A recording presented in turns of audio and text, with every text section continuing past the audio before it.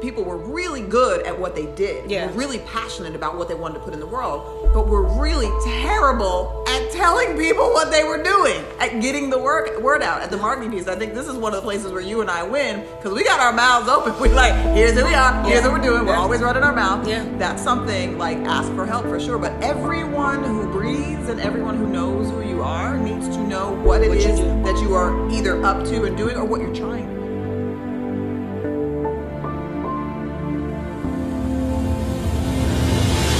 And the crazy thing is, I talked to you.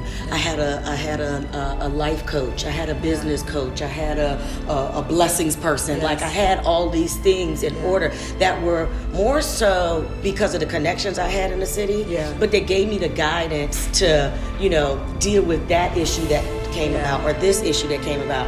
And now as I sit back and I look at it, I'm like, I got that because I was Kelli Lemon, but dang, that girl that's not Kelli Lemon, like, all right, Kelli, now you got to give it to her because she can't even go down to zoning.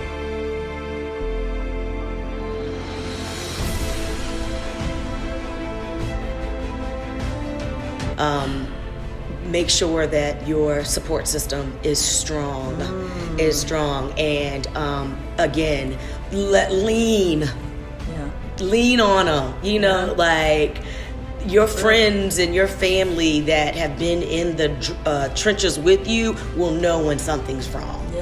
So go ahead and tell them. And just say it. Yeah, just go ahead and tell them. Because there is pressure in the entrepreneurial space. Yeah. There is this pressure to perform. Like, if you think about what people are doing with their social media and everything is like, everything is so great and shiny and I'm happy and everything's wonderful.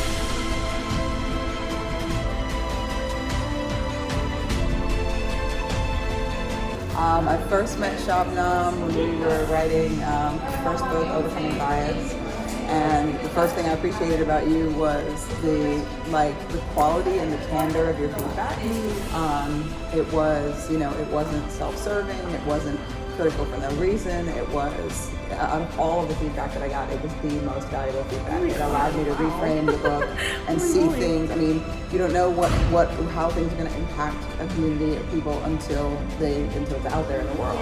And as one of the first readers of the book, you were able to say, thank you for this experience. Thank you for your perspective. Here's what I see. And also, here's something that, this is what makes that. This is what I think is, potentially missing on another angle. And it was just like, it was like having an extension of my own heart and brain out in the world, reflecting back. It was amazing. Wow. And that's like such an editor's dream of just being like, because I feel like sometimes as a aspiring editor too, where I'm just like, if I could just get in your brain and because my job, I just see it as like, how do we make you as clear as possible when I know your heart and spirit are in it, especially with writing and dealing with the stuff that you talk about with like bias and like unconscious bias and implicit bias, structural bias, that is already so muddy.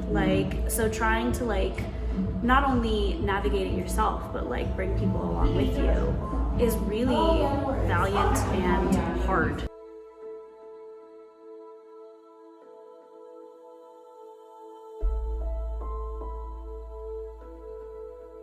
You technically pull this off to make it beautiful and professional, like the standards that she's Right. saying, So that thing that you're saying right now, after about 6 months in business, I rebranded myself as a confidence coach, because 100% of the people that I talked to who either had a new business or wanted to start a business, the number one obstacle that everyone faced was that they were just scared, that they didn't have the confidence to do whatever the next thing was. And so my first thing that I'll say to you is that the nature of artistry and creativity is that we all have an inner critic, and it's really loud and obnoxious. It is really loud and obnoxious, and it will work so hard to tell us that we are not good enough, that we're we are not the best, that we cannot pull it up. And the first thing you have to recognize, that I would invite you to recognize, is that it's a liar.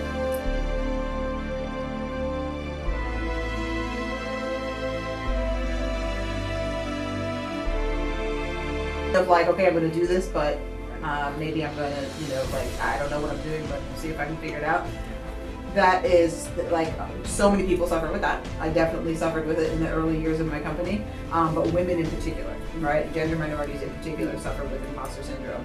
And again, it's part of that critical voice that is just getting in your way and trying to hold you back. But most of us, of course you don't have experience running a business. You've never done it before. That's a legitimate thing, right? Like, oh no, I haven't done this before. That doesn't mean that you can't. That doesn't mean that you won't succeed. And that attitude that you have around failure and embracing the possibility of failure is totally, that's great. Because through failure we learn, we fail up, and we move forward. Exactly.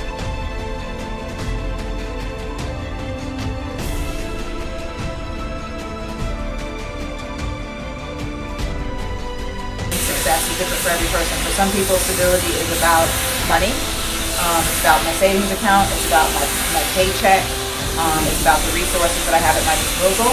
For other people, stability is about just having the entity, being able to maintain, and maybe support, right? So for some people, stability is having the spouse or having the team, other people who are holding up the enterprise. So my like homework assignment for you would be, what do I need to feel secure? What do I need to feel stable? In the sense of being willing to take more chances on the business side. Right, to step into it more in a greater sense, because there is a difference between a business and a hobby, a business and a project, and there is no shame in either one. This is not the life that I planned. This is not what I anticipated. But once you've been hurt and you've been wounded and you've been at the bottom, like, there's nowhere to go but up. Hey there, thanks so much for watching. Do me a favor and like, share, and subscribe to this channel. And don't forget to click the bell.